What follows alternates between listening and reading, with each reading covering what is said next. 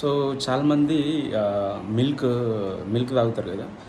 So milk మంచిదా, curd మంచిదా అంటే కర్డే మంచిదండి. సో చాలామందికి మిల్క్ తాగిన తర్వాత పర్టికులర్లీ నైట్ పూట పొట్టుబ్బడము, అంత హార్ట్ బర్న్ పెయిన్ అంటే కడుపులో మంట తెలియకుండానే చాలామందికి వస్తుంది. కానీ రీజన్ ఏంటి అని అంటే మిల్క్ అని వాళ్ళకి మైండ్లో పోదనమాట. అరే నేను ఏం తిన్నా, నేను ఏం తాగినా, ఎందుకు మంట మండుతుంది ఏంది అనేది అర్థం కాదు. సో చాలామందికి ఈ మిల్క్ వల్ల పర్టికులర్లీ నైట్ పూట తాగి పడుకుంటారు. సో ఒక అడ్వాంటేజ్ ఉంది, డిసడ్వాంటేజ్ ఉంది. మిల్క్ తాగితే మెలటోనిన్ వచ్చి మంచి స్లీప్ వస్తుంది. బట్ థింగ్ ఏంటంటే పెద్ద డిసడ్వాంటేజ్ ఏంటి అని అంటే ఇలా హార్ట్ బర్న్ అంటే కడుపులో మంట, బ్లోటింగ్ సెన్సేషన్, కడుపు ఉబ్బడం కానీ ఇట్లాంటి ప్రాబ్లమ్స్ వస్తాయి అన్నమాట.